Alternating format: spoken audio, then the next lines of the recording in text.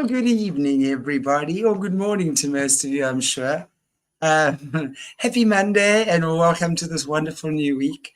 And I hope you are preparing for an awesome show with us tonight, because you know me, Chantal, your hostess with the mostest, awesome guests and viewers, have with me again the awesome GaryWayne. As I'm sure all of you know, but for those who don't, the author of the Genesis 6 Conspiracy. And I have to say, I thoroughly enjoyed our last interview, and I'm definitely going to be looking at taking it further from where we were last time and talking about the RH negative bloodlines, because I think it's such a misunderstood thing in so many ways. There's so much confusion around these bloodlines and stuff, right? So I think our amazing guest, Mr. GaryWayne, certainly holds some answers there. Brilliant researcher, brilliant author, very intelligent, and just an amazing being. So I really look forward to chatting to him again this evening. But before I do, one or two announcements. Well, let me just see. Okay, Wednesday, just wanted to give you guys the heads up. We got double trouble with Jesse again. We're going to be decoding Epstein Island. So that should be super interesting. So please join us for that. And then, of course, we have upcoming, and watch the community boards tomorrow, because on, I think it's the 17th of June, Tuesday, 17th or 18th. I think it's the 17th. We have book club with Leo Zagami. So we were putting a notification out on that. So basically that's for members. So become a member of the channel, please. And then purchase a copy of his book, either on Kindle or hard copy, and read it, or as much of it as you can. And then on the 17th, we have a live show with Leo where he will answer your questions regarding the book. So I think it's a wonderful way just to connect with the author's life. So I'm really excited about that. And of course, on Sunday again, we have our Patreon book club with Jesse as well. But yeah, watch the notice board. It's all there. And without any further ado, ta-da. Hello, Gary. Well, good evening and good morning, wherever people are at. Good morning for me, and good morning for people in South Africa and other parts of the world. So happy to be here, and thank you for inviting me back. Yes, it's such a pleasure to have you back. And I really, you know, there was so much you gave me to think about after the last show. I think for me, it's important to understand our beginnings, right? Or get as good an understanding as we possibly can, because somehow, you know, for me, it's like I also understand working somehow with people who've been adopted. They constantly have that urge, or most of them do, to find their parents, right? Where do I originate from? And I kind of see us as that in a way. Who are we? Where do we originate from? Who are our true parents, right? So I think to talk about the bloodlines, and I know the genes, because that comes into it as well, and of course the giants and all these things, is just really interesting. But Gary, you said something to me, or to us, on the last show, which really made so much sense. When we were going back and we spoke about World War One, was two cousins scuffling, having a family squabble. And and I mean, I have to say, I don't know why, and possibly it was the same for some of our other viewers as well, but that just connected so many dots for me. I mean, I've always known, we've always heard that the wars are started and really the same people fund both sides. So for me, it was more like it's a money-making racket type thing. But now that we understand it's really families fighting and using their power and dominion to abuse humanity. And I don't want to make us into the victims, because I think human beings can be atrocious as well. And I think our history, we've probably been quite atrocious, which is why they're a little bit cross with us. But can we go back there? I'd love to hear your take on that.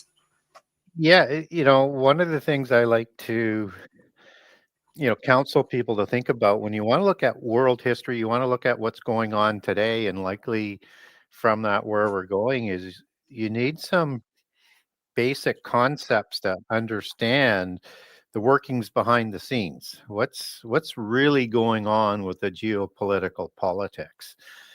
And of course, we don't tend to get a clear day to look up and see the blue sky and the sun and recognize what's everything through transparency. It has that haze over it all of the time. They do put things out in plain sight if you are well learned in their ways or come from the craft and the royal bloodlines. You'll understand the taciturn language and the green language and the legomenism and all the different terms they have for hiding things in plain sight. But if we want to understand how things work in the world, we have to understand rivalries, and that's in rivalries and money. They need money to do their agenda, but it's the agenda first, get the money, and then implement. That's kind of how it works. So sorry about that. I just had an error message pop up on my screen. It was kind of No worries whatsoever. yeah, from the friends from Microsoft. So so understanding that is just so key. So one of the things I learned to do, and I actually learned it from my father, is to try and get people understand things in more of a modern context. I use that analogy that you had talked about, cousins, and that my father had taught me about the war. And he said, the thing that nobody's ever going to teach you, but it's true, is that it was a family squabble. All of the kings and queens of Europe were cousins, and first cousins for the most part. They were intermarrying significantly. So, if you look at sort of the geopolitical royale hierarchy and organizational structure in Europe, I mean, you had, the Bourbon in Spain, who were going to be toppled for a while with the Spanish Revolution just before World War II. That's sort of a consequence of what happened in World War One, and World War II is just an extension out of World War One, just to finish what was going on. So if you have the Hanovers, which become the Windsors, and there's intermarriage there going back to Europe, which they did because there's, um, Saxburg and many other families, because they intermarry, then you already have a connection that is going into the Kaiser bloodline, right? And then the Romanoffs in St. Petersburg and Moscow, I mean, they were intermarrying with the Habsburgs and with the Hanovers and other royal families as well. So now you've got Habsburgs, you've got Romanoffs, you've got the Kaiser Hanoverian bloodline, you've got the Windsor bloodline that encapsulates a bunch of other different bloodlines, you got the Bourbon family, and in between, who doesn't have power at this point in time, you have the Anjou, who are intermarrying between all of these as well, as one of the major bloodlines that had produced the French bloodline, but are no longer in power, but are still pulling the strings from the backgrounds. And so every royal family that you have in Europe has ennobled bloodlines from each other to try and keep their bloodlines from being totally overwhelmed by human bloodlines, and only used to renew their genetics when they have to. And that scion, in terms of how pure their bloodline is and how many times it's been ennobled by another pure bloodline, is where you fit into the hierarchy. And in World War One, there was a thing created by the Western bloodlines called social masonry that was launched into different belief systems like anarchism, communism, socialism, Right. National Socialism, progressivism. That all comes from the root social masonry, just as Opus Dei was social masonry within the church, and even the Jesuits you would consider, but it's more pre-social masonry on the doctrine, because the Jesuits, which are going to interpret everything through the 7 sacred sciences, and didn't move to more of a socialist sort of view until the late 60s with liberation theology. But still, you've got that within the Roman Church as well, is kind of my point. And it's an ideology that's used to launch family war, if I could speak of it in those sort of terms, because the Romanoffs were a junior offshoot of the Putianin bloodline out of Kiev. So if you look at how the Romanovs are in power, that's through a female, because there wasn't a male heir from the Putianin bloodline, that marries into a junior offshoot of the Putianin bloodline, which is Romanov. So it's still within the family. So just as the Plantagenet is a junior offshoot of the Anjou, and the Anjou is an offshoot of the De Vere, it's the same sort of understanding Right. as you peel back the onion on these royal Right. families. And Right. so what was going on between Russia and the Western bloodlines in Europe is that the Romanovs were not playing ball.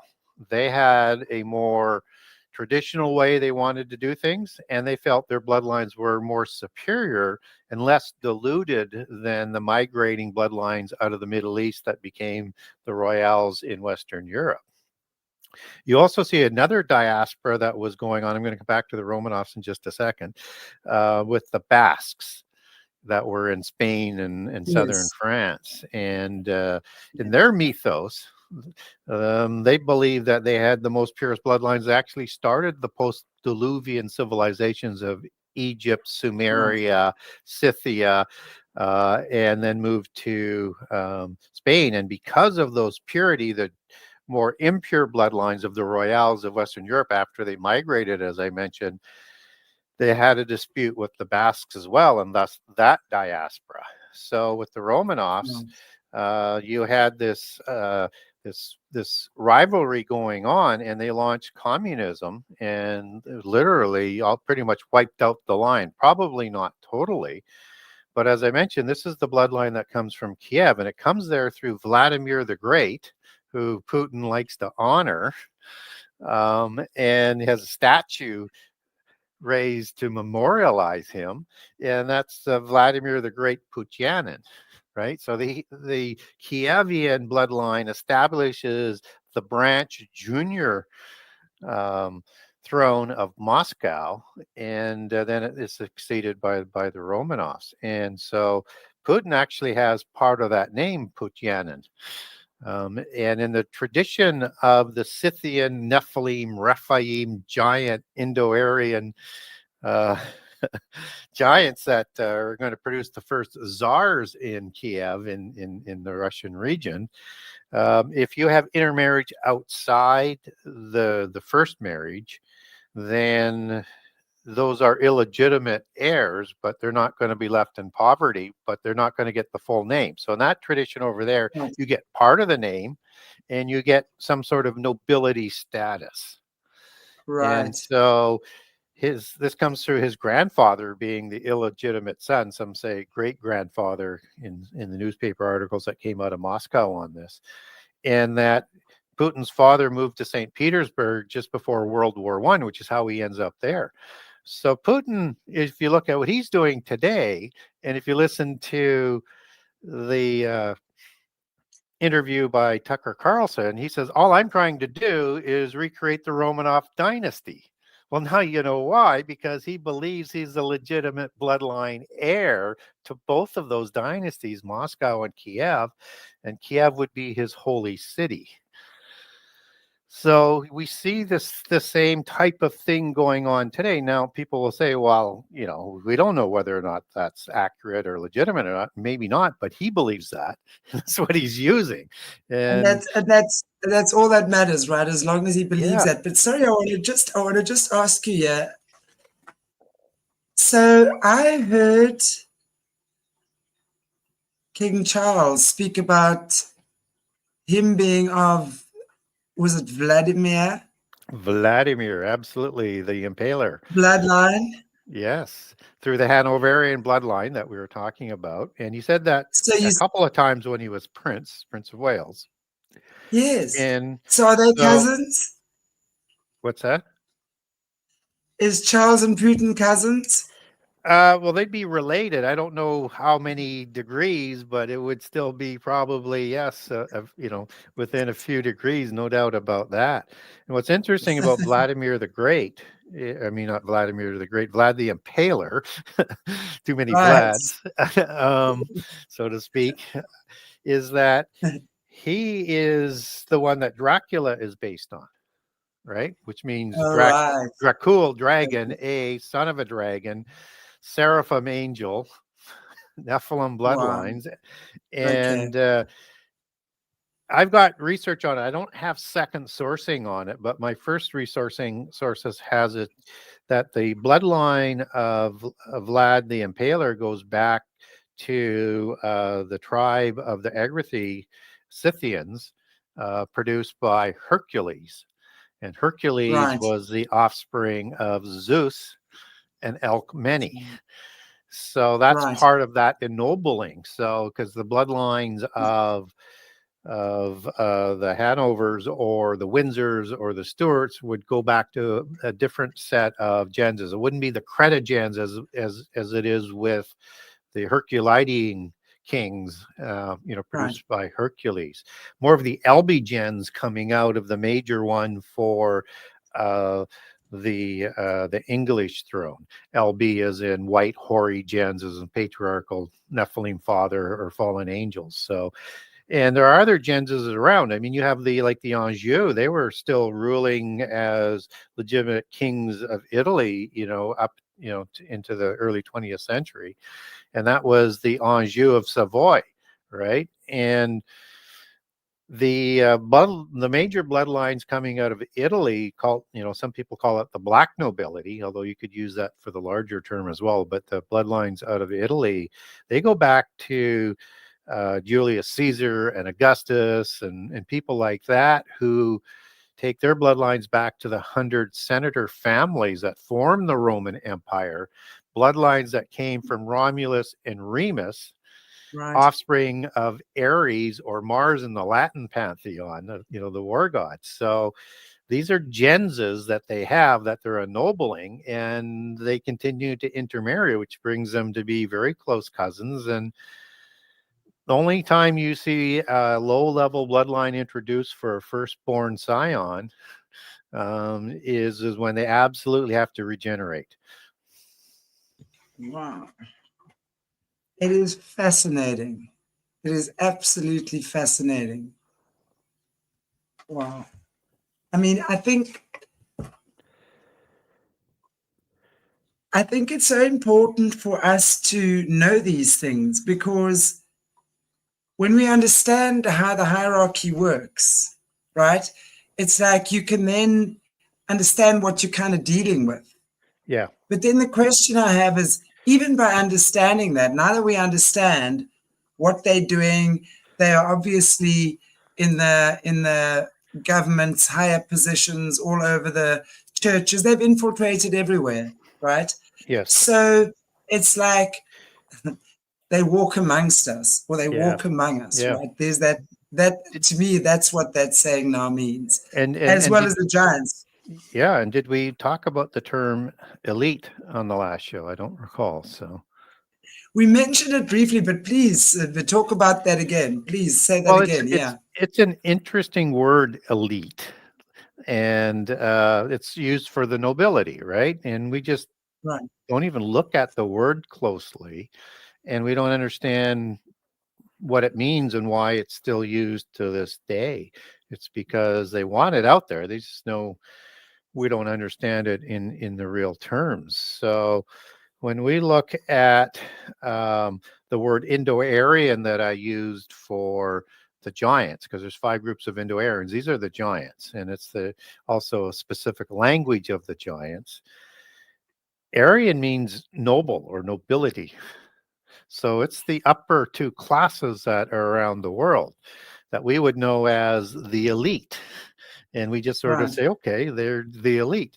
But, who gave them the divine right to rule? Who gave them the right to dominate the top two classes and the humans, for the most part, in the bottom two classes on a worldwide scale, whether it's the feudalism or on First Nations in North and South America and Central America?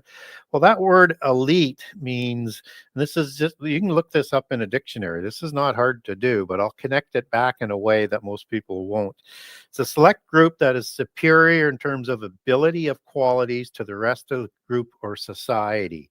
A group or a class of people seen as having the greatest power and influence within a society, especially with their wealth and their privilege. And a group of persons who, by virtue of position, education, genealogy, notice that word genealogy, exercise much power or influence as members of the ruling elite. Now, here's the etymology of the word elite.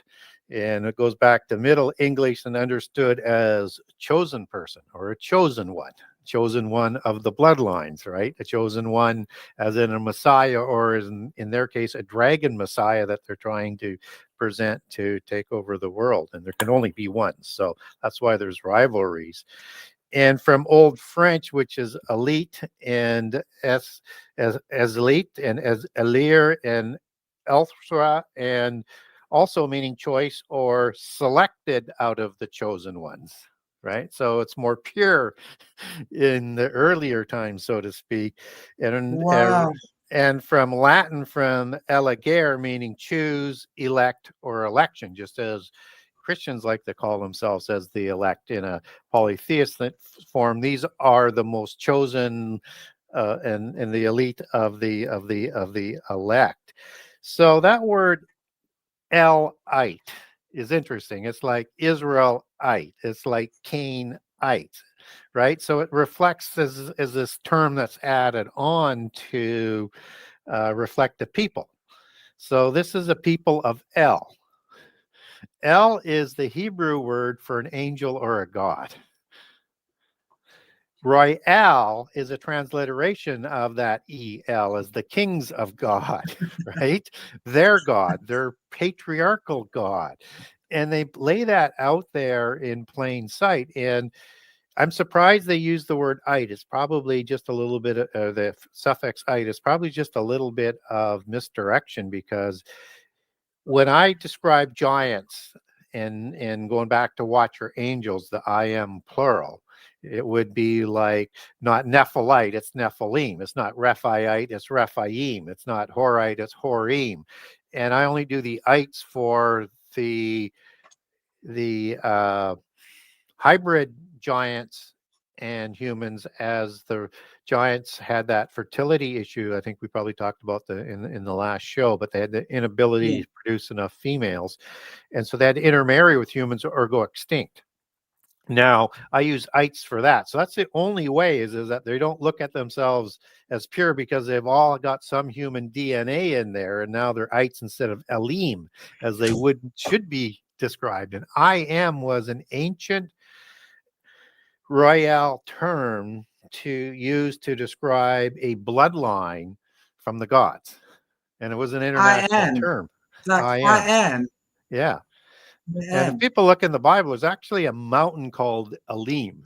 It doesn't mean mountain of God or anything. It's used for a different word, but I think there's more to that. I haven't been able to get enough on it, but we do get the word Elim in the Bible, just used for a name of a specific mountain, where gods used to rule from mountains. And it's in between the two mountains that Israel went between in the wilderness period. So there's more to it than I've probably had a Wow. chance to look at with that word Elim. But these are ones who created the nobility class to educate themselves, to populate all of the priest class, to control the humans below. These are the ones who controlled the ruling class of the royals, all of the governing sort of positions reporting back to the throne.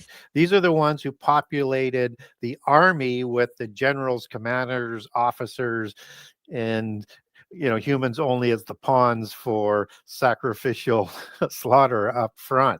They Right. they populated the oligarchical class as well. So and then they're redoing it again with the oligarchies to get that control back, and which is why they're trying to get rid of the middle class to get us back down to the bottom two classes. That has sort of shifted things, not in a way that they would really like to have long term. So they want us back to, they will allow, in using old terms, a small entrepreneurial class like blacksmiths, tailors, bakers, but that's as far as you would be able to go. But the big business would be operated by the bloodlines. So when you look in the book of Revelation, you have all of these kings of the earth and the mighty men of the earth and those who are doing all of the trade. They're all classified as the same group, right? Because that's that larger inter-family. They populate the top two classes with the elite. I have to ask, Israel with the EL at the end. Yeah, it's a different word too. It's from two compounded words, and it is a Sarah and El. And it's a title that's given to Jacob to change his name to for the name of the tribes. And Israel first shows up, and it's out of order in the King James translation, as we understand that Israel is a title that's being used to reference before the time of Jacob. So it has the sons of Israel in Deuteronomy 32. That is used in akin to overseeing the 70 nations, both before and after the flood. And so Israel is created, quite a few years after the Table of Nations, where you have 70 nations. But the number is also counted by the number of Israel's sons born in Egypt, Exodus 1:5. So 70 sons born to Jacob while in Israel. But that's more for a future prophecy. And so when we look in other translations, like the Septuagint, it will say angels there. And if we look in the Aramaic translations into English, it will say the sons of God, and then the KJV is Israel. And everybody says, well, what's the right translation? Well, it's all correct, because this is talking about the 70 gods who rule over the 70 nations as they're numbered, as we just mentioned, and with the 70 sons by inference with Adam before the flood, because Adam is mentioned there. So it's the same 70 nations, just numbered by different patriarchs before the flood, after the flood, and with Israel in the end time. So now we get into the meaning of Israel, which says it's all the same meaning, it's just not understood. So Sarah means prince and ruler in Hebrew. And in this application, the translation should probably be ruler, and then El means angel or a god or the God Most High. So they're numbered by the sons of Israel, Ben Sarah El, by the numbers of the ruling God. Right? Wow. So when we look at the 70 gods ruling over the nations both before and after the flood, angels and sons of God would be appropriate as a translation there. But this promise, as it relates to Israel and the title that he is given, because this compounded word wasn't placed with the gods before Jacob is born, is for the end time, when the 70 nations in the millennium will be numbered by the 70 sons of Jacob. Right. What in your opinion is spiritually happening with Israel and Palestine right now?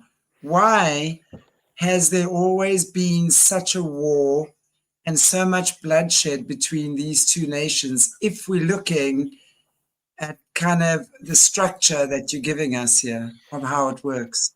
Yeah, there's this sort of almost a transgenerational gene being passed down, and I think it's through the elite side of a lot of the different peoples. And as we see it today, you have like the biggest sort of mini terrorist type of war that's been going on has been Hezbollah and Hamas of late with Israel, right? As they're interacting. Well, there's a passage in the book of Psalms in the time of David that talks about this conspiracy to wipe Israel from the face of the earth. And it's a blood oath that's sworn.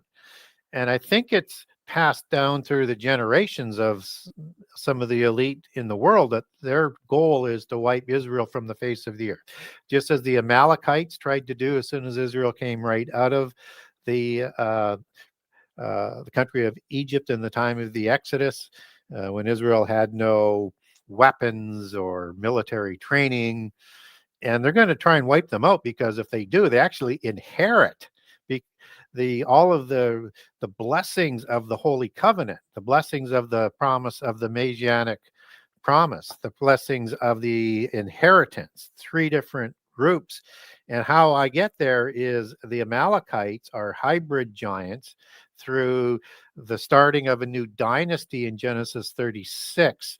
And you use a pure blood matriarchal giant to start a new dynasty because they're so rare, and the Rh negative blood is passed on through the matriarchy.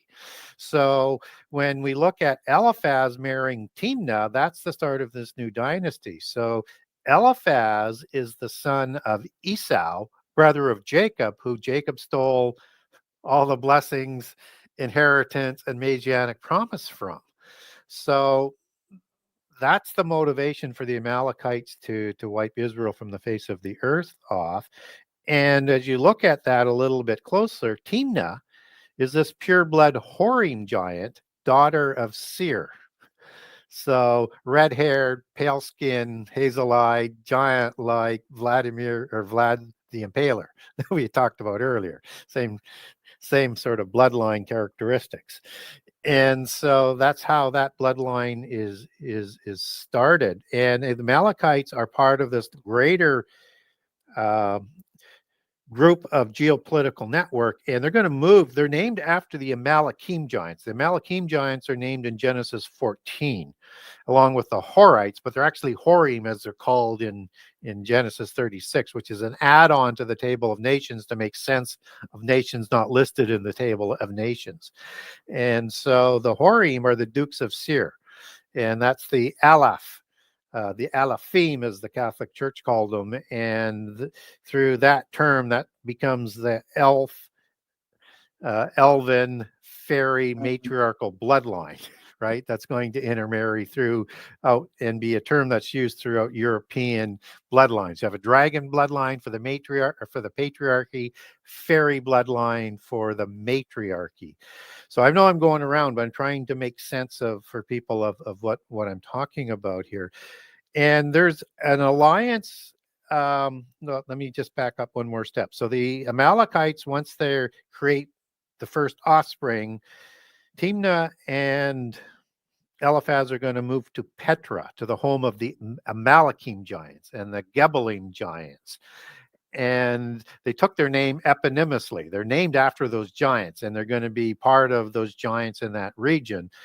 And so these are bloodlines that will, as I say, will intermarry later into the Kassite dynasties and then follow down through in the Mitanni dynasty and then be passed on to the European dynasties.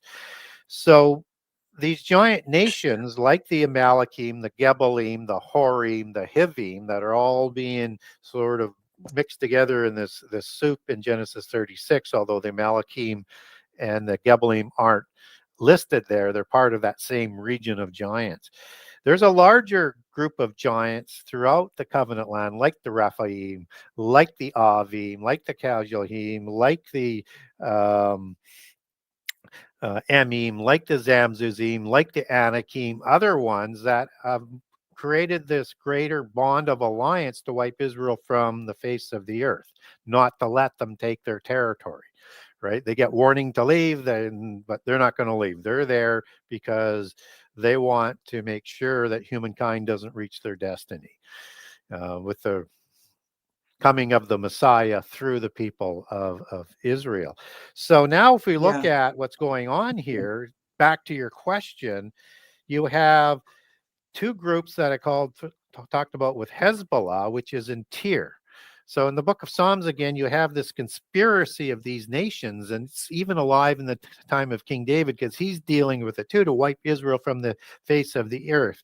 And the people of Tyre, Lebanon, are amongst that transgenerational oath to wipe Israel from the face of the earth, as are the Philistines in that group, who are the Palestinians. And they had an upper group of Anakim, Avim, as they were merged into the Philistine Pentapolis of the Old Testament, which was probably the most powerful nation of its time, not empire-driven like Egypt was or some of the Sumerian ones, but like the terror of nations. It was just, and one of the reasons why Israel didn't take them on during the Exodus was they went around them. They're that powerful and terrible. And they're going to be supported by the migration of the Philistines, who we get in from the Table of Nations, but after they leave the land of the covenant in the Table of Nations, they're going to migrate to the island of Crete, which is the island where you get KRT for Kret, god of the Baalim council, and the Cretogens of Zeus from. And you're going to get groups of giants that are going to populate the Minoan Empire, Crete and the surrounding islands, Cyprus and other ones. And you're going to have the Casualhim that are listed, whom the Philistines come out of. They come from Crete. And you have the Cherithim and the Pelathim that are going to come with the Philistine hybrids, who become like a 7 to 9 foot giant versus the size of these other pureblood giants. They're going to expropriate Gaza from the Avim and the Anakim, but they're going to allow 3 cities of the Pentapolis to belong, 2 to the Anakim, 1 to the Avim, and then the Philistines are going to keep 2, and they're going to work as this confederacy of giants and hybrids that's going to become this military force that David finally subdues. So you have this transgenerational, thousands of years of history, as it goes back and forth so many different times, and it takes a pause with most of the people of the southern kingdom, Judah, being taken out with the diaspora in 70 AD, but it doesn't go away. That boiling point will always be there. I have a question, if we can just reverse a little bit here, or back up. I think you guys in America say, can we just back up? We just say, can we reverse? It's the same thing. So if we can just back up a little bit here to the beginning, when the giants, when in biblical scriptures, right? Yep. We hear that the giants came down and procreated with human women. Now, Gary, I have a big fat question around that. You're a little bit ahead of it. The first step is it's the fallen angels who intermarry with humans, right? Sorry, yes. Yes, and then in other versions that are sort of added on, you have giants being led down, in this case before the flood, by Enoch, as the Western version would have it, to intermarry with humans as well. There's no real need for them to do that at that time, because they could multiply in great numbers before the flood, and they did. But they also seemingly, as you work into like the Book of Jubilees and the Aramaic version of the Book of Giants, that there was some hybrid humans created with how you mentioned it before the flood. But this also happens again after the flood too. So, but more predominantly after the flood, to create hybrid humans that are smaller than the giants that would range from 10 to 19 feet tall after the flood. These are going to be 7 to 9 feet tall. So it'd be like that intermarriage of Eliphaz with a female giant, or with, let's say, Canaan and Sidon and Heth with a female giant as well.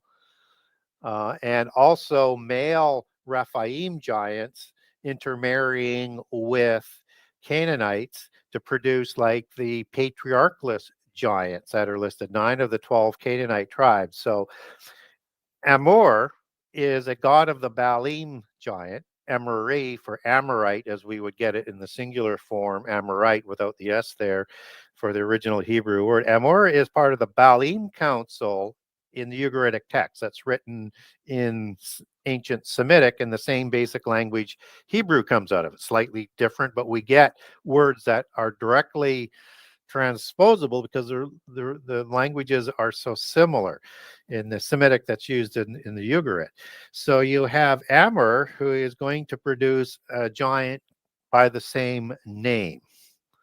And that giant is going to intermarry with human females to create the Amorites, who are blonde-haired, blue-eyed, and are smaller than the Rephaim giants. So all of those patriarchal Canaanite tribes listed in the Table of Nations are that Shazu classification, or the Amau or the Shamau, depending with the two latter ones from Syria and Sumeria. Shazu, as written in the execration text, for smaller giants that lived amongst the larger giants. So I'm trying to think how these giants copulated with human women.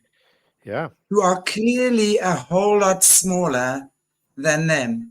Yeah. So my question is, how did they impregnate the human women? Because there's a whole theory based on the fact that, well, the women kind of had these children with the fallen angels, these giant babies with the fallen angels. I mean, and I can understand that if a woman is giving birth to a very big, giant baby, they wouldn't really care whether the woman lived or not, because they were probably more interested in the baby she was giving birth to. But she has to live long enough to have the baby. Right. Yeah. Now, I'm sorry, how were these women impregnated? I cannot imagine them seducing 20-foot giants and wanting to have intimacy with them. Yeah. Right. So, I mean, excuse me. I think you know what we're talking about here, right? Yeah, we know exactly what you're talking about, and it's a fabulous question. So, and in fact, in the without figuring out how it happens first, which I'm going to come back to, but just to mention that in the Kebra Nagast, which is the Ethiopian version of the Old Testament, that they inherited during the time of Sheba passed down.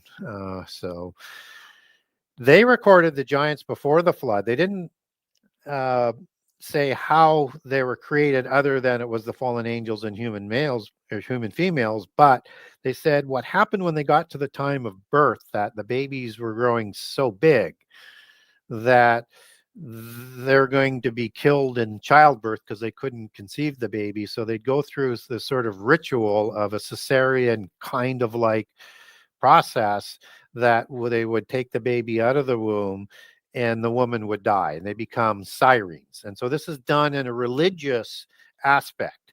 And those sirens, which are also mentioned in the book of Enoch, are said to be, because of what they've done and the violations against the laws of creation that they participated in, become the mermaids. I don't know whether that's true or not, but that's the occult sort of mythos that goes with it. So now let's roll forward. Yeah. So now let's roll forward towards more appropriate, where we do know that they had to intermarry because the giants had to intermarry with humans because they weren't producing enough females, and how this would get done. And so both before and after the flood, we get these reliefs in the Middle East. And so it's a fertility ritual that is being shown there, and there's different sizes of people on these reliefs. And so and there's not a lot of them, but there's enough to sort of get an understanding of it, that you have the right players in place, and then you have a female that's the center of this ritual, and she's kind of upside down with her legs in the air, and they're pouring semen into her. So I can't imagine it's consensual. I cannot imagine that's consensual. Maybe it wasn't. It probably wasn't. Okay, so then, Gary. And okay, and just kind of lost my train of thought. There was another important thing Sorry. that was, that's okay. So, I mean, when we look at this, is that they're still going to probably die in the same sort of manner, but you would only, if you know what I was going to say now, we don't get a lot of this, but I think it was probably done as a bridge. You have to create a hybrid race so that you could mate with them, right? So that you do that with enough just to produce enough females and males that are smaller to start reproducing with, right? And then you start doing the transition that way and with greater numbers. So it's why it's important to understand who the hybrid giants are, because without the first few that are going to be created to create the larger tribes, it's not going to work. And then the other thing to keep in mind is you have not just human females producing babies, you have giant females producing babies, just as Eliphaz marries Timnah, Timnah being the female giant to produce Amalek. So it's working both ways. But they need more human females than male patriarchs because of that fertility issue, right? So you still have to have both going on, but you have to have more human females in the beginning being participants in that transition. So hopefully I didn't make it too complicated, but I just don't want people to think that I haven't thought this through and I haven't looked for research on how this makes sense. Well, I'll tell you what doesn't make sense to me. Yep. Is we're going to reverse again to the beginning when these fallen ones and the giants took the woman, because in my mind, as a woman, there's no ways I'm going to want to seduce a giant, no matter how gorgeous he might be in all his 27-foot stature. There's no ways. So my point is that I know one of our guests, Caleb Jade, has actually mentioned that they altered the DNA rather than had sex with the human women, which to me makes a lot more sense, because I cannot imagine a woman consenting to having sex with a giant and then still choosing to become pregnant with this baby that's going to rip her to shreds, and then she still becomes a siren. So now the whole of humanity has accused these women falsely of seducing the fallen ones. Meanwhile, they were actually taken against their will and accused of being these seductresses, and are now sirens in the spirit world who are forever crying and crying. Maybe they're crying because they're so annoyed that they've been lied about for so long. The thing to not conflate is the act between the angels and human females and giants and human females, because there's two different things going on here. So when we talk about the sirens, those are the females that mated with the fallen angels, not with the giants. Okay, but even sorry, I want to make sure I finish this in case I lose my train of thought and we didn't get the information out on that. So fallen angels have the ability to take any shape or form they want, right? So it's not an issue for them to make that sort of work. That's why I restrict how the creation is done. That's a little bit differently with the post-diluvian giants. Now, another thing to keep in mind is that the traits of the fallen angels will be passed on with the offspring of the giants, and then to a lesser degree with the giants with human females, and you get this reduction of size and other gifts with the bloodlines. So when we look at what does that mean with the gifts? Well, they're going to get the physical attributes where they're going to look like the giants. So that's way too much more DNA manipulation to do it, unless it's to a level that is absolutely sort of astronomical and complicated. And they're going to receive a counterfeit immortal spirit, which is not done with DNA sort of manipulation, and that the spirit does, counterfeit spirit does last for a period of time. We're not sure how long. And there's an interesting passage in the Old Testament where it talks about the sins of the father do not go past the third or fourth generation. So maybe that counterfeiting only has a limited period for that immortal spirit. And so you might be getting more the human spirit that's going back into these physical descendants of the bloodlines as it's coming downstream into the royals to this day. I can't answer that one, but I can't imagine you could, using a layman's term, continue to Xerox and have that at the same purity of the spirit as it was before. But again, it's beyond my pay grade on that level. But there's a difference, and that's why we don't want to conflate the reproduction of giants and humans with gods and humans. And okay, so even if the fallen angels came down, right? Yep. It is well documented. They found the human women completely gorgeous. Yes. And they are. Let's face facts. By the inference of the language in Genesis 6 and other accounts, but even in Genesis 6, it says they saw the daughters of men were fair, which is the language of beauty in the giant. Yeah, fair, fairy folk, beautiful, blonde hair, strawberry blonde, all that, pale skin. And yes, they chose anyone they wanted. Exactly. That is extremely narcissistic. Yeah. That's extremely narcissistic. They came there planning to seduce these women. Yes. They are angelic. They came with angelic technology. And I've no doubt they already decided before they came down which one they wanted. So these poor earthly women, completely innocent to these seductive ways of the angels, probably just fell for them hook, line, and sinker. So are they forever now demonized and become sirens because they were seduced by angels who have much more power than what they ever had?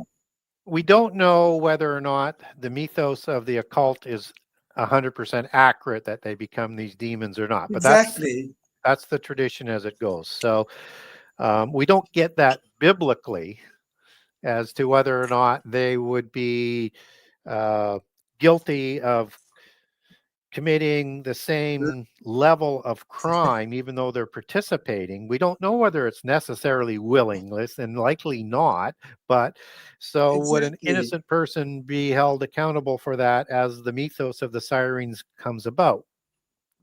I think probably not.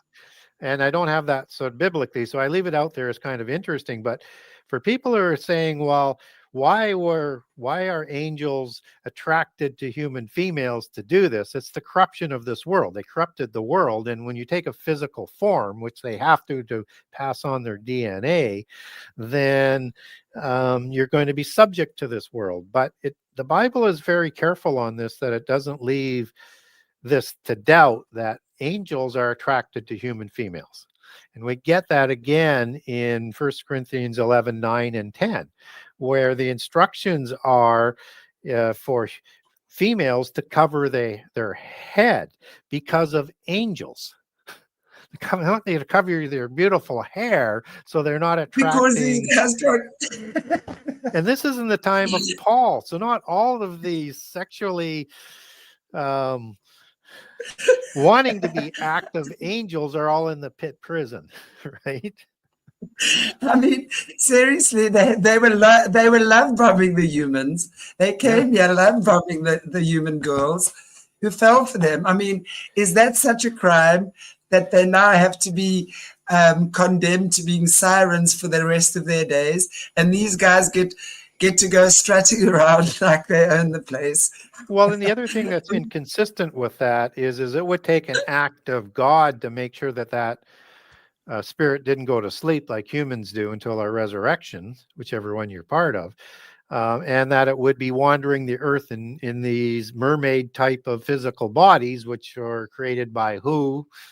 would have to be fallen angels as an oiketerion for them, or a dwelling place for the spirit, similar to how they would create their own bodies that create their own soul and body. Is it's called an oiketerion, dwelling place for the spirit, which is how the DNA gets passed on. But we don't know how all of that would happen. We don't get anything on it, how it happens. That's right. It makes me wonder, why is there nothing on this information? Because that for me is this orphan child wants to know that.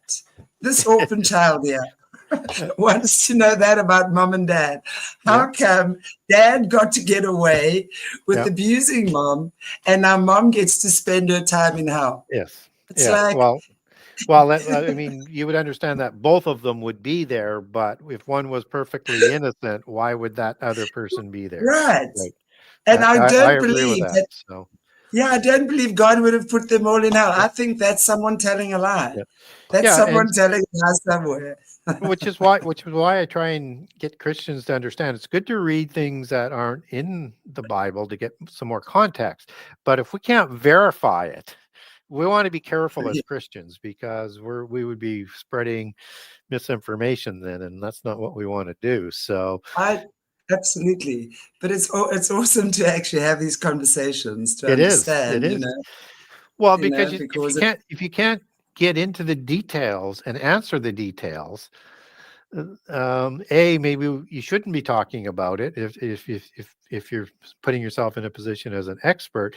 And if you're not prepared to say, we don't have the information to go from this dot to this other dot, it's fine to say, I'll speculate to get from here to there, or I have this other outside piece, like when I'm talking about the reliefs, that seems to fit the scenario. But biblically, we don't get told how these mermaids might be created, or even if they are the sirens, or how or why the women were somehow willingly participating. In fact, the text would suggest otherwise, as we've talked about, and why they would be held as accountable as the true criminals in this mafia initiation ceremony that's going on.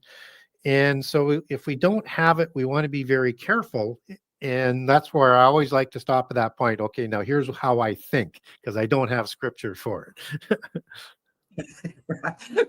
And that's when we philosophize. And that's wonderful as well. Yeah. Very, very interesting. Wow. We spoke about actually what I wanted to ask you about, and that might be a little bit off topic, but I actually made a note to pop it in here if I could. When we look at the ark and the animals, now we're looking at how did that... Because there must be... Yeah. I think you know where I'm going with this. So please, Gary. So if the question is, why were these animals chosen, and how could they fit all of the animals to represent all the different kinds on the earth? Could they fit on the ark? Is that the question? Yeah, and I understand there was the division. There must have been at the time as well, as my mind would tell me, that if God decided to destroy the earth because of all the evil that was going on, the atrocities, there must have been kind of interbreeding, like what do we call it? The transhumanism, chimera type things. Because I know that was Atlantis was well known for that. Yes, making very well chimeras. known. So context for answering that question begins with, why is the flood brought? Biblically, we're told it's the violence, which we know comes from the giants and the technology provided by, using the book of Enoch, all of the technology of war. So more than just swords, angelic technology is likely involved. And you're going to get a destruction by fire, or you're going to get a destruction by water that's going to resolve this. Turns out it's going to be destruction by water. And one of the things that I found really interesting, I won't go too far down this trail, but in the Gnostic and secret societies accounting, they have the pillars of Enoch and Lamech, where they put information of antediluvian knowledge onto two cylinders, two pillars, and the location of all the antediluvian knowledge so it doesn't get lost because it's going to be stored under the Great Pyramid in 9 vaults stacked on top of each other to show, to be reserved for a specific end time period. So they create 2 pillars. One is designed to float and to survive a flood. The other one is designed to survive destruction by fire. So they don't know which one's coming. So they're going to do both. So it ends up being the flood, and there's a reason for it, but I don't need to talk about that unless you want to, in terms of what of the context to the animals on the ark question. So when they know that the flood is coming, when we know that there's violence, and that's part of the cause of the flood, just as the giants are in the preamble to the flood story in Genesis 6 and Genesis 7, where the flood story is accounted for, it's the context that leads into it. But the whole world, not the whole world, I'm sorry, all of the earth becomes corrupted, including all the flesh is corrupted. That's the language there. So what's the Hebrew word there? Corrupted is shakath. And that's the Hebrew word for decay, pervert, ruin, destroy. So what we're being told is almost all the flesh except for the 8 being selected is corrupted. Now, if there's a few more, fine, but by literal definition, you're down to 8 people whose DNA hasn't been corrupted, because if you're corrupting all flesh, you're corrupting all of the DNA. If you're corrupting everything on the earth, you're corrupting all of the animals' DNA. If you're corrupting everything on the earth, you're corrupting the plant genomes. So now we understand the violence and the corruption to a level where there's going to be a restart of 8 that are physically and spiritually pure to give humankind a little longer, so that all the names in the book of life have an opportunity to have their names left in the book or have it blotted out. There's a particular, and that book was done from before creation. So there's a set period where free choice is going to continue to play out. So now God is saying, if I'm going to, this is me speculating what God is saying, just so people don't think I'm God or anything like that. So if God is looking at having a restart with humans and a restart with animals, he is going to select animals that are best representatives of the species to repopulate the earth that haven't been corrupted. And most of them are all corrupted, which is why he calls them. So he either reserves ones that can be produced and won't be corrupted to that has the capability of doing all the different nuances within the species, because there's so many different kinds, to restart. And you get 7 of clean and 1 single pair of unclean to start after the flood. Now, the word is kind. And that's how we get to the word species. In the ancient times, you have that understood as being a specific kind. And the laws that are provided within the Old Testament laws of not to intermix different kinds of animals, different species of the animals. So the application and the meaning is fitting in it, and it's consistent in its application.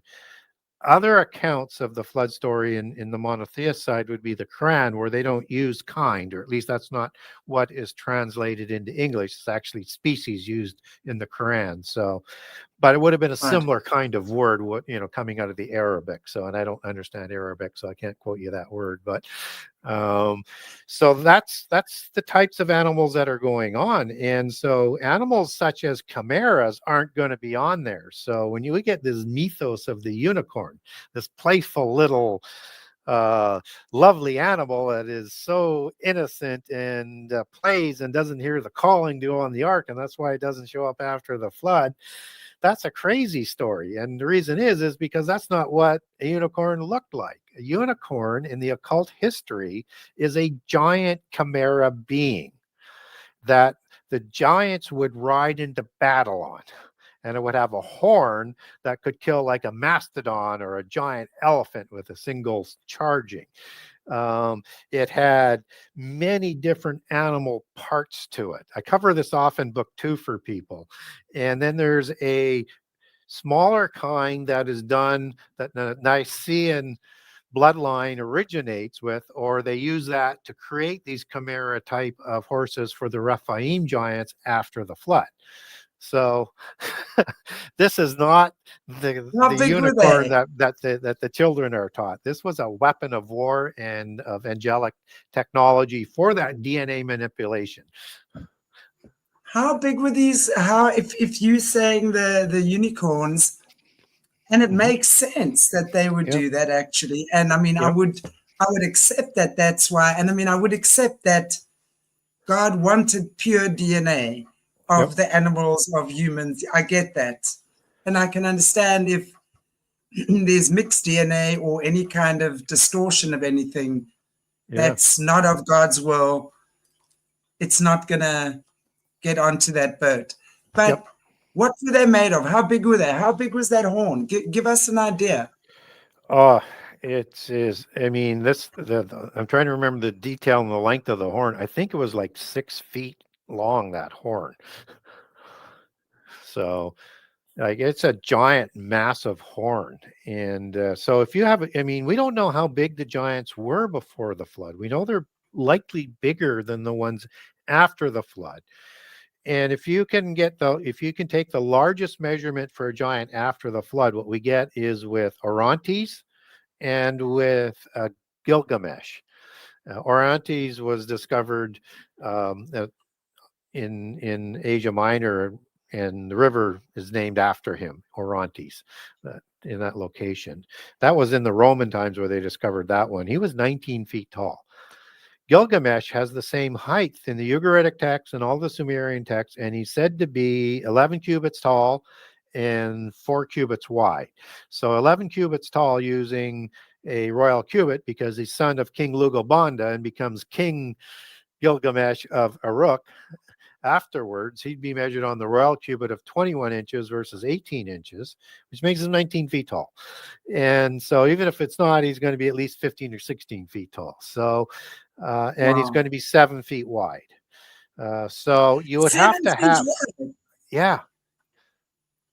That's very wide.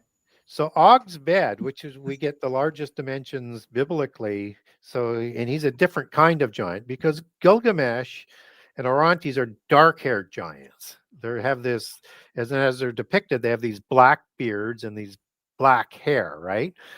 And so Og is a Rephaim giant. He's a red-haired giant. So pale skin and hazel eyes, or maybe some blue, but usually hazel at that point in time, or green eyes. And his bed is made of iron, and it's 9 cubits long and 4 cubits wide. And he's the king of Ashtaroth, Edrei, and Ugarit before that, whom the city is named after King Og. Og, the terrible one. Kiriath, Og, Arit, as you would take that back to the original Semitic and Hebrew. So just as Kiriath Arba is the original name of Hebron, Arba is the patriarch of the Anakim giants. So if you extrapolate that bed, it's going to be 16 feet long and 7 feet wide. So he's going to be a little smaller than Gilgamesh and a different kind of giant coming from a different watcher by inference. So probably cherubim watchers, because they have a face of a man, as well as a face of a lion, as well as a face of a bird, and as well as a face of a bull. And so when we hear of linemen of Moab, they probably come from a cherubim god like a Nergal, whom the Avim also worshipped. Yeah, so, and that was a lion-faced god. So you would have different gods passing on different DNA for different likes. And so seraphim are the ones who passed on the DNA for the blonde hair and the red-haired giants. And so these dark-haired giants are seemingly, because they're bigger, and seemingly because of the hair color, from another watcher, and that seems to fit the cherubim group, as do the lion men and some other ones that are also mentioned in other cultures coming from cherubim. That makes perfect sense, because I was actually going to ask you about that, about the color of the hair, because usually I seem to have been under the impression that giants have red hair. They generally all have red hair. Every giant Yeah, I've ever and red or seen. blonde hair. I mean, that's the Yeah. mythos in the Atlantean mythologies and history. It's the most common one. But the thing is we get these depictions of dark-haired giants in part of Greece and certainly in Sumeria and in Wasn't Goliath? Syria. Didn't Goliath have black hair? Yes. Right. Yeah, he comes from an Anakim-ruled city, but his and some people say, well, they take it back through the Raphaim side, but the the the the names of the kings other than Goliath, and I think Goliath was king before Ashish. Ashish is a Greek derivative word, which again is connected to the Philistines. And so I think, and all of those kings were appointed, even though you could have had more Anakim in Gath. All the kings are appointed by the higher Philistine council. So there's a higher level of pure blood that is running that government structure. So, and then Ashish is the one who is going to bring David into his court, probably because he feels a sense of gratitude, because he probably inherits and is appointed king after Goliath is killed. Right? So it starts to make sense why he would do that, even though the other Philistine kings were not happy with Ashish about that. This is really fascinating. And it makes sense. You know, it also, as you're speaking, I'm thinking about what we were speaking earlier. They can't procreate without humans or the human female. Yep. But then I wanted to also, what I wanted to ask is when you were saying there are female giants. Yeah. Can the female giants have babies or not? Yes. Yes, because Timna produces Amalek with Eliphaz. Right. So she produces a giant there. And we get another account with that Genesis 36 accounting as well, where also Esau marries Oholibama, which is another Horim giant in Genesis 36, and would probably produce what we would know as the Horites versus the Horim. And they all live in the area of Edom, and they intermarry continually to become this mixed boiling pot of giant DNAs from different sources and Edomites. That's fascinating. So when we look at the bloodlines, because I mean, it's clear from these conversations we've been having, the bloodlines and the giants or the fallen ones, in whichever form they are really one and the same thing, or it's very interconnected. It's all interconnected. So if, since however many years it's been, these giants have been interbreeding with human women. Yep. And therefore the human DNA has become tarnished, really.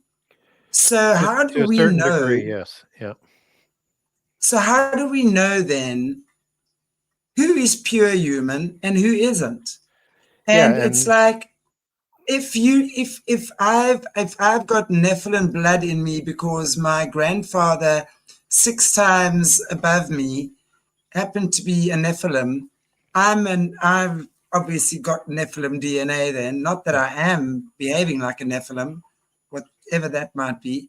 Yeah. But it's, how does one separate that then? Yeah, so, and again, you have to sort of dig into the evidence that we have and bring in a number of sources and things to get a good understanding of this. And so what I've done is to try and do that to help explain this to us. And it goes back to kind of what we were talking about just a few minutes ago.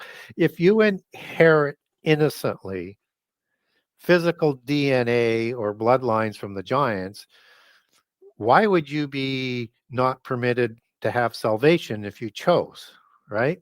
Well, I don't believe that anything that you inherit innocently, and in the case of the women, if they were forced and had no choice and weren't willful, and that's the thing, it has to be willful. And Right. so physical Right. attributes innocently inherited do not dictate salvation. Only your choices do. So it's good to make a choice. And if we look at how this might play out through the law, I mentioned it earlier that even if there was accountability, and I don't think there is in this case because this is a spiritual thing. But if it was, you could use another statement out of the book of the law in the Old Testament that the sins of the father don't go past the third or fourth generation. So if there was part of that that went forward, it would be limited to that, but I don't believe that is part of the spiritual aspect of it. So, Right. but I do have to account for that Old Testament law that seems to be there for a reason, not necessarily for this reason, but for other reasons as well. So now that we look at that, this is not a salvation issue. Should we know about the contamination? Absolutely. Should we know how it works? Absolutely. But we should not be too fearful of it. Now, one of the things that the royals did was they would try and intermarry as much as they could within the families to keep that bloodline pure. So that limits some of the exposure to the whole population of the world. Trouble is they get out, and that's why they put 4 degrees of separation as part of their intermarriage laws down road, because you're going to develop hemophiliac disease, or more appropriate to the discussion, and as a vivid example, Habsburg jaw disease, right? And you can Google that, and you can see Flirting, so sloping that's why foreheads. so surveys around the world have suggested that there is about 15% of the population that is Rh negative. So we know it's kind of limited to that, but if you understand that in the belief system of the occult is that the Rh negative factor is passed on to through the female, then, and that it has the ability to also skip a generation, the contamination, if you want to call it that, would be larger than 15%. We just can't visibly see all of it yet, in any one generation. So, but interesting again, the connection back to the female. Now, a lot of people will say you can't trace that Rh negative back to the giants and back to being entered into the blood types of humans, and this is why. And it's a good remark, but it doesn't understand the whole concept, and it's becomes more misinformation than positive information to give you clarity. It's designed to keep it murky. So Rh negative means, by definition, it's missing the D antigen. And so the logic then is that you cannot add something into something if it's not there, right? Right. So that means it would have to be the other way around if there was something added in, like the D antigen to the mixture. So, and they try and turn things around and really get people mixed up. Meantime, you have all of this Rh negative bloodline that is rampant throughout the royal families. Like the Windsors are O negative, for example, as most of the royals are O negative. The lesser pure ones, O negative is thought to be the best one and the most pure, and it can be used in all applications as well, like when you're donating blood. So when we look at this in terms of how does it show up, if it's comes from the giants who are created after humans, biblically, we're into a bit of a conundrum, except that it's not the Rh negative bloodline. That is the manifestation of something else. that's visible that we can track and have been able to track through genealogical trees, which is why they keep thelemic trees for their genealogical families, right? They keep these genealogies that go back into time.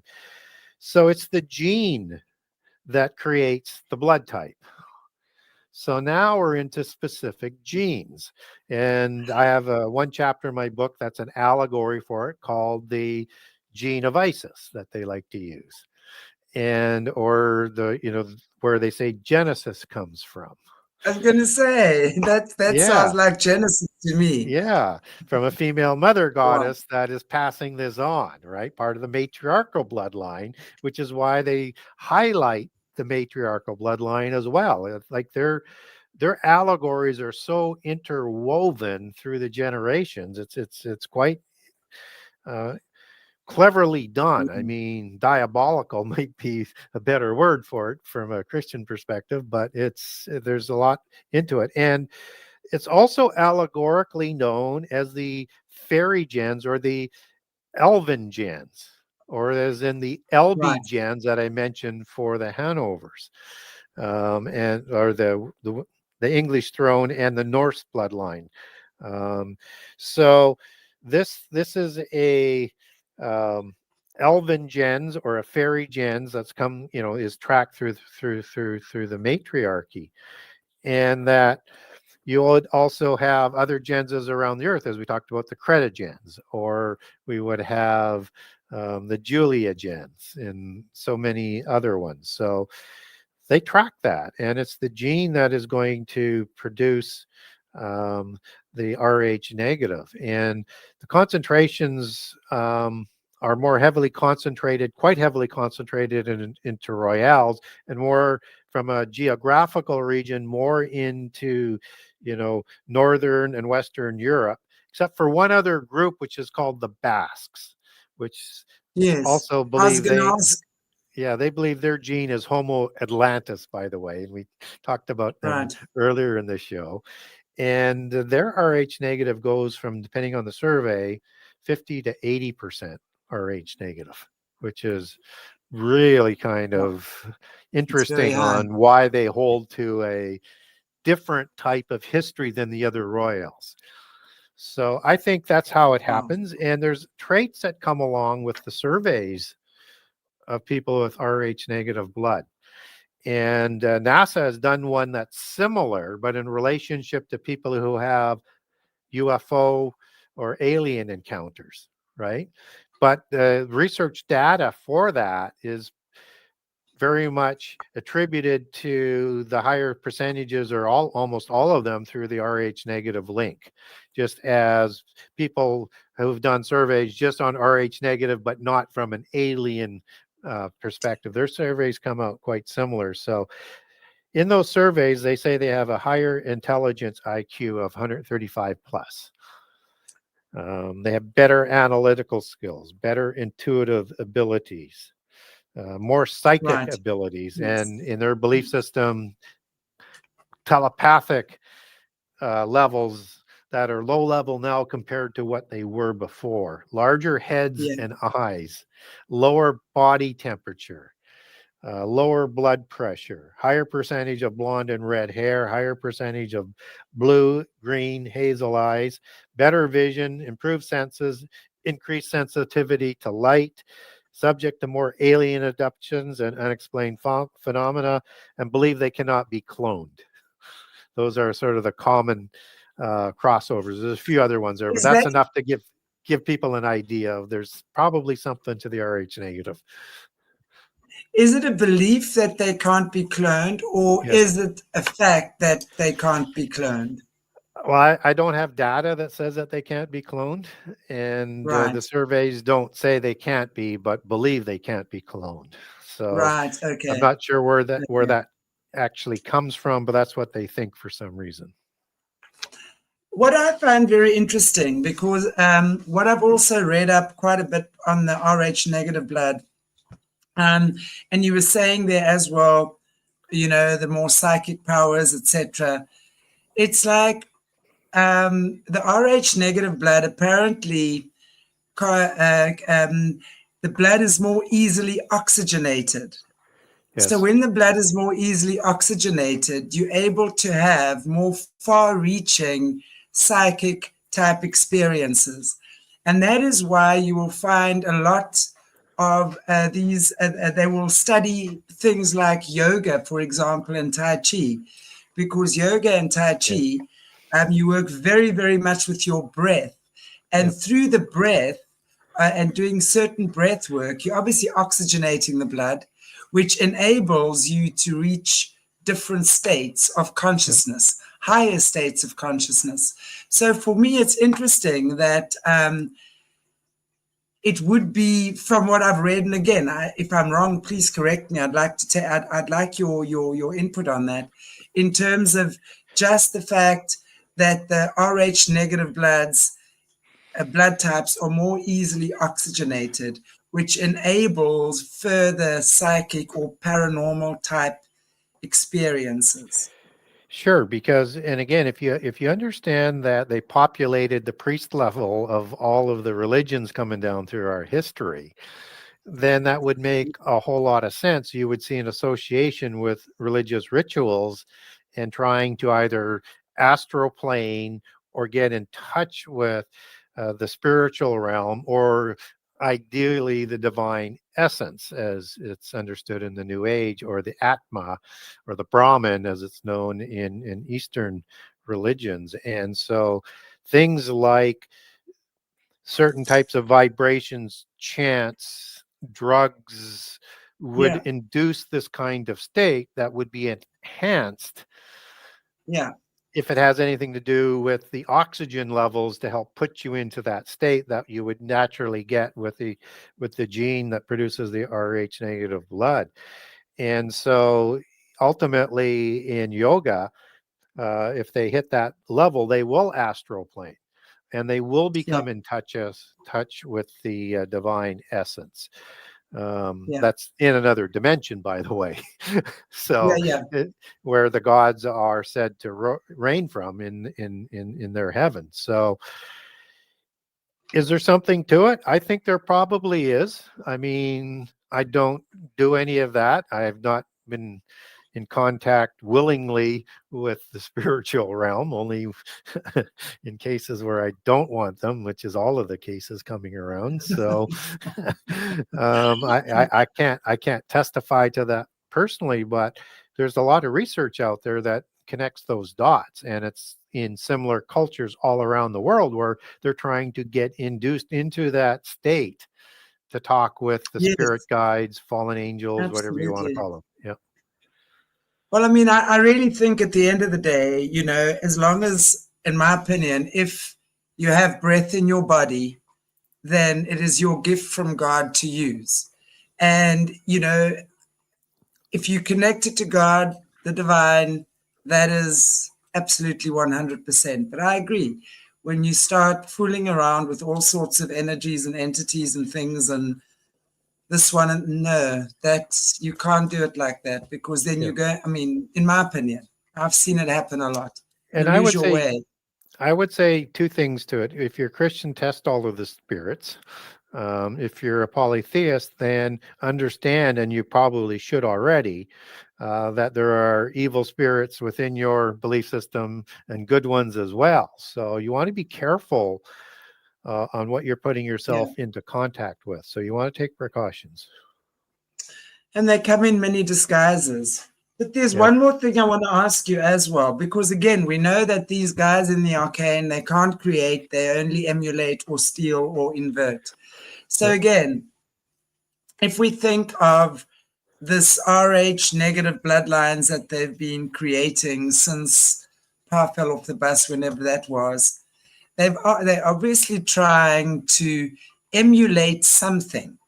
Because although in the heavenly realms, obviously we don't have blood there, right? In the spirit, we don't have blood, right? It's only on earth that blood is physical. But to me, they are trying to emulate a frequency that is of the celestial beings, because blood gives us life. So it's almost Yep. like a life frequency of Yep. the celestial beings that Yep. they're trying to emulate here on earth, because we know they're very clever. I mean, Yes. they might not have a spiritual bone filled with love in their body, but they're super, super clever, Yeah, and well, they have no emotion.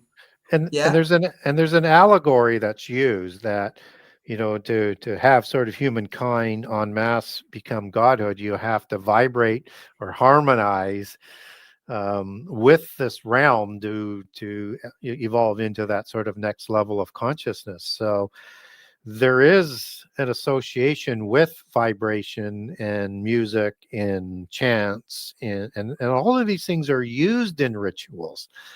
And even biblically, we know there's access to power and things through this type of technology, because when Jericho city is brought down, it's the vibration that's working in yeah, enhancement with the trumpets and whatever else is at work that is going to cause the walls to come tumbling down. So there's too much out there to just sort of dismiss that there isn't this possible kind of connection that you can make, and that it's an interdimensional contact. So what right, we don't know is, does it open up a portal, or are right, you astral planing, or is it both? I mean, I'm not part of those organizations, so I don't know how, what it actually does in all the different cases, and I've not seen it. So, but portal technology is a standard dogma in polytheism. Whether or not it's with the gateway to Hades at Mount Hermon that's recorded in the Ugaritic texts and in the Bible, or dolmens all around the world, and things going back and forth between Hades and Sheol and Argatha and Argatha and all the different names for it around the world. Um, that that are talking about this ability to go interdimensionally. So there's something to it, for sure. And depending on what you've learned or what your belief system is how you're going to interpret that. So again, I right. would encourage people to learn about it to make their own decision as to sort of how it fits and what's located in that dimension that they're talking about, and where is that dimension. Absolutely. And that I'm very tempted to go and explore the topic of dragons with you right now, but I'm not going to, because I know that's going to take us on a whole another route, which I'll rather save for our next show, which we're going to have in a Sure. couple of months. But in Yep. the meantime, I have just one or two questions here that I've Sure. highlighted. Say what Native American tribes, why Native American, or what Native American, go away and say what Native American tribes have high RH negative blood. Is there, from your understanding? It's very, very low level amongst the First Nations, which is quite surprising. So I'm not sure what that necessarily is from, or why it would be Yeah, so low level, because they have a bloodline system for chiefs and priests as well. So it's not clear to me why that is, from the right, surveys that we're getting. I'm not saying it doesn't exist, but for some reasons it's less. But there's another tradition with the First Nations too, is that they seem to be enemies of the giants as well. And in fact, the First Nations would hunt down the giants.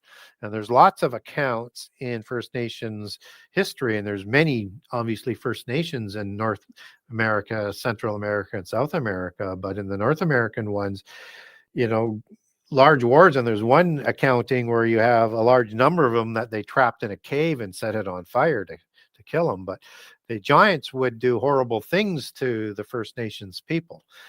But typically, you still have this organizational structure of a four-class system that's on even the First Nations even to this day, and you have the bloodline system that's in place.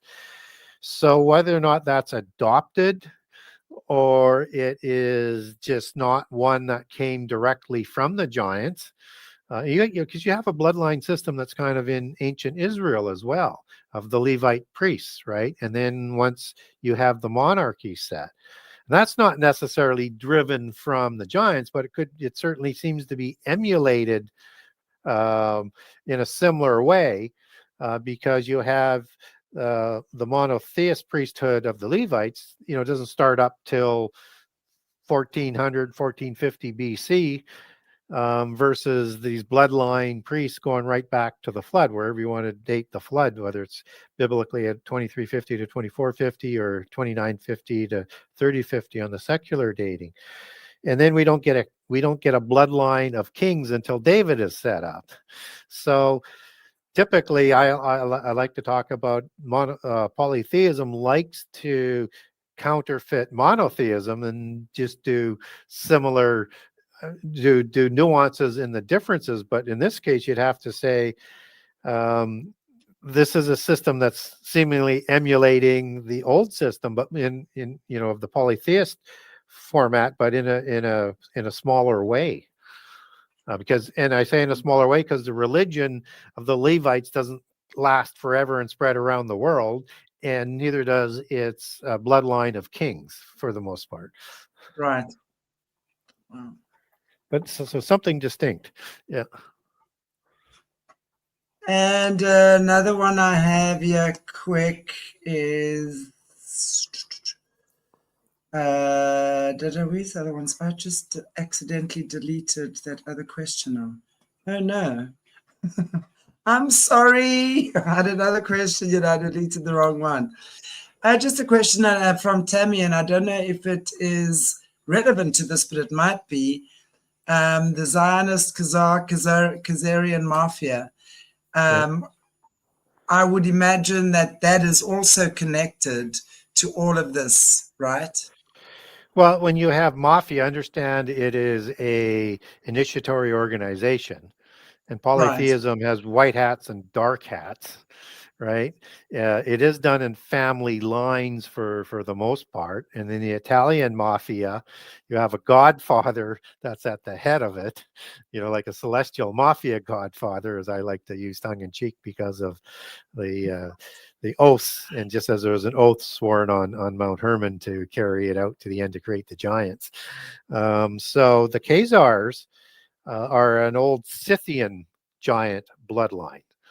And some of them would have intermarried with some of the diaspora of the Jewish people as well. And these are part of that mix that's producing the original czars out of Kiev.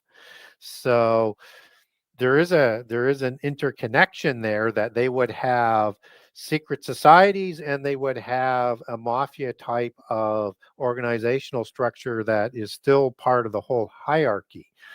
And that's bloodline driven. And you get a similar sort of thing that goes on in China as well with its mafia. And they're typically, I can't say with recent data, but when I did research, most of the ones running the Chinese mafia overseas are from the Li family, which comes from the Shah dynasty of dragon creator gods and the bloodline emperors. And they have tons of secret societies, and the triads comes from the three, as the major name comes from the major three gods. And the Wutsu society is the five ancestors of the first kings of the offspring of the dragon creator gods and the sovereigns. So there's a direct relationship and organizational structure to all of the mafias as part of the dark side, and opposite of sort of the light side as they're controlling society. It's insane. It's so crazy. And it's so, wow. And then the last question, Gary, I know we're kind of taking it quite late tonight. You mentioned the question that I did miss, counterfeit spirit. Can you just explain what a counterfeit spirit is, please? Yeah, and it's known by different names. So whatever people want to put to it, the counterfeit spirit is talked about in some of the Gnostic Gospels. That's where I kind of latched onto it. And this is a reproduced spirit from an original source.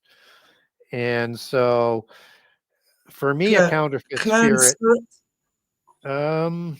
it's not really cloned, it's passed on. And so what happens with the fallen angels, the gods, when they produce their offspring, that immortal spirit is counterfeit or reproduced or Xeroxed, somehow passed on to its recipient, which is why the original giants were immortal, well, not only in spirit, but their physical bodies were immortal. And that's why life was limited in Genesis 6:3, and why the giants after the flood are, again, part of that distinction in terms of the Rephaim. And so that's why I call it a counterfeit spirit, because it's like printing money off the same sort of pattern, right? Right, And yes. and one original source as being a distinct, separate, new one that comes from God from a Christian perspective. Exactly, the one that is born from the spark of God, the light of God, which is a natural birth, right? Yep. I don't know. Somebody's asking me here to ask you about the guff, Guff. What is that? I don't even know what that is. Guff? What's the guff? Don't know. I don't know. Not familiar with that term, sorry. But if they Me can type neither. in something on it, give me a hint, maybe I can latch on to something. Yeah. Ivana, can you give me a hint of what the guff is, please? Please. You're a hall of sounds. So one of these things that we get with that spirit from a fallen angel doesn't go to sleep when your body dies. Right, Whereas yeah. ours does, and it goes back to heaven, according to Ecclesiastics, waiting for your resurrection. But we get this tradition of idols that come down that are talking idols throughout most of the religions around the world. And so in the time of Laban and Rachel in the Bible, which is part of with the Jacob story, you have Rachel stealing a family image from Laban, and it's a very important image, and he's very upset and he comes after it. So, but it's not translated well there as image. And in the Bible, there's different types of idols and a few different words for it. This one comes from the Hebrew word teraphim, and it's a talking family idol. And so family idols is how it would be sort of understood that people have throughout the world, that they think it's their ancestors, but it could be if they're of the bloodline perhaps, or it's maybe just another demonic spirit that's deceiving people. So you have to be careful with it. Why you have to test the idols, no matter what belief system you're in. And what's interesting from teraphim, and that's actually used several times in the Bible. So there's this oiketerion that you can create to house this demon spirit that it can speak through, which is very weird when you start thinking about that concept, particularly with the image of the beast that's coming in the end time biblically. But that word teraphim is number 8655, and it derives from 7495, which is Rapha, which produces also Rapha for a demonic, evil, disembodied spirit, 7496, and 7497 giant. So so from a Hebrew etymological understanding, you would understand this as a shay or a shed in the Old Testament language of these kinds of spirits as well. So the connection is that from the derivative source word, it doesn't carry the full meaning, but it takes part of the meaning and then it's nuanced. So it's part of the same being that can heal, can be a demon spirit, and can be a giant. And this one can, after death, still communicate through certain technology. Fascinating. This is the angelic technology that they brought down that they're really not supposed to be using. Yeah. You see, the way they seduced the way they seduced us human women, and now we are forever vanquished to be sirens. I don't believe that, Gary. I'm sorry. I think we owe the sirens an apology. That's why they're so cross. We really do, because if you think about it, if somebody is falsely accused, right?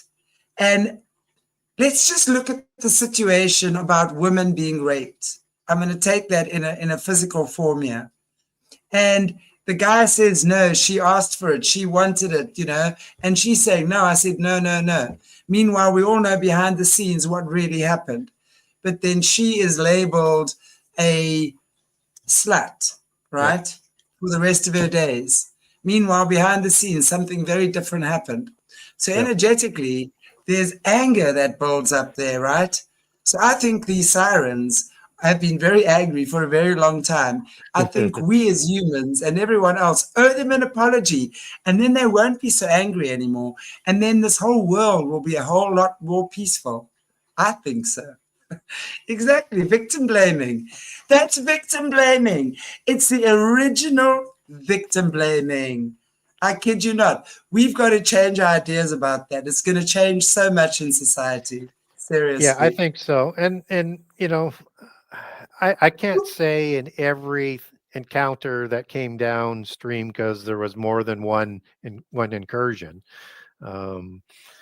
that everyone was perfectly innocent. But I tend to fall on your side of the argument that on whole, we're not told anywhere that I would look at as a good source that they were wanting to die there and to be a martyr, so to speak, in this new thing that they were doing.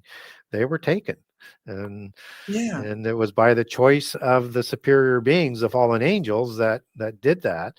And now with the men, in terms of intermarrying with giant females, I don't think that was innocent. I think that was willful. So Nimrod, who is thought to have intermarried either with a female fallen angel or a female giant to create bloodlines out of Mesopotamia after Babel, or Eliphaz or Esau, that's willful.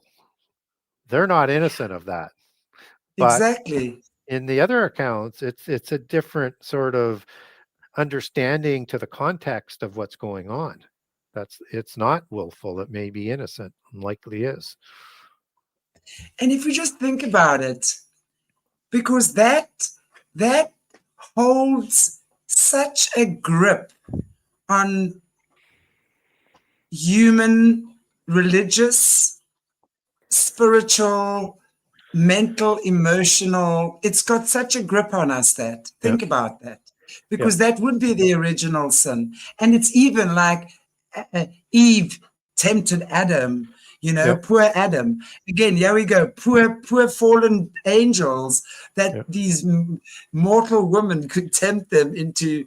I mean, I'm sorry, there's such a false narrative about that. It is, because people are using and I don't like the term, but patriarchal sort of biases on some things. And in a lot of cases, even biblically, is how it's sort of being taught. If you look at the details in the Garden of Eden, God gives only one law to one person, and that's Adam. He doesn't give it a whole list, only one. Do not eat from this tree. That's the only rule I'm going to give you, and you can continue to access the tree of life and have immortality, and we can let things play out on the earth in a lot easier, better way if you just follow this one rule. And that's when sin enters the world, when he eats from the tree of the knowledge of good and evil. And so is Eve seduced? Yes. Should she have done it? No. But after she eats, but to say that she would have willfully, or is the problem for Adam? Adam is the one who was given the commandment by the God Most High from a monotheist Christian perspective, and so he has no protection. He is not at a higher level or a lower level. He had to make a choice. And he made a wrong choice there, just as Eve made a wrong choice. They both made wrong choices. But Adam had the law given to him directly and is personally was responsible to uphold that law. Exactly. So we've So got to there's, stop victim shaming. yeah, let's make sure when we're talking about things that we have all of the details being looked at, not just the ones that suit your preconceived belief or um, conclusions or agenda. Gary, this has been such a wonderful conversation. Thank you, thank you, thank you. Really, really interesting. And I'm definitely going to watch it at least 2 or 3 times because I know there's a lot of stuff there that you've spoken about that I want to go and repetition. I always say repetition is magic. When you listen to it 2 or 3 times, suddenly everything just goes, oh, I Yep. didn't hear that before. So it's wonderful. But thank you so, so, so much for joining us again this evening. Well, thank Morning you for you. for inviting me, and look forward to coming back in the fall again. Yeah, we're gonna have Gary back in a few months again. I couldn't lynch him before then. I tried. Maybe we will still. Okay. Thank you so much. I really, really appreciate you being here. And I'm wondering, yes, I want to just pop your banner up. And guys, if you haven't gotten Gary's book yet, I've just popped the banner up there. Genesis 6 Conspiracy. It's on Amazon. Please get it, Gary. There's all your details. If there's anything you want to just say in closing, and just if there's Sure, anything you want and to it's share with the available viewers. in the book is available through my website. That's up on the screen, and there's a generous excerpt of all 98 chapters of book 1 and all 84 chapters of book 2. If you wanted to buy it from Amazon, wherever you live, they make it available. You can also buy a signed copy if you want a signed copy from me, and you can go to the buy now page. There will be 3 pages. Book 1 is page 1. By page 2 is book 2, and then the 3rd page is the bundling, because there's discounts for volumes on each of the pages. So if you wanted one of each and get the discount, go to page 3 and it'll just automatically input that for you. And so if you wanted to also keep in mind when you go into the buy now page is that I have a page for Canada, there's a page for the US, and then there's an international page. So go to the right page and place your order if you want, if you like what I'm saying, you want to support me. So you can also link over to Amazon.com, Amazon.ca, BarnesandNoble.com to buy the books directly from there. And also you can link over to Amazon to get the Kindle version of both, and also for the Audible version of both. So the fastest, easiest way to get links to buy my book is through the website. Wonderful. And oh no, sorry, that's the wrong one. I've just popped up there. That is the Amazon link, guys. And of course, Gary's information below. It's all in the description area. If you've missed any of what any of Gary's links and anything like that. Wow. And thank you, everybody, for joining us. It has been a fantastic show. I really, really enjoyed it. I'll see you guys back on Wednesday with Jesse, Double Trouble Wednesday, decoding Epstein Island. Yay. Let's see what comes up there. Okay, guys and girls, God bless you all. Take very good care of yourselves. And until next time, live your life like it's golden.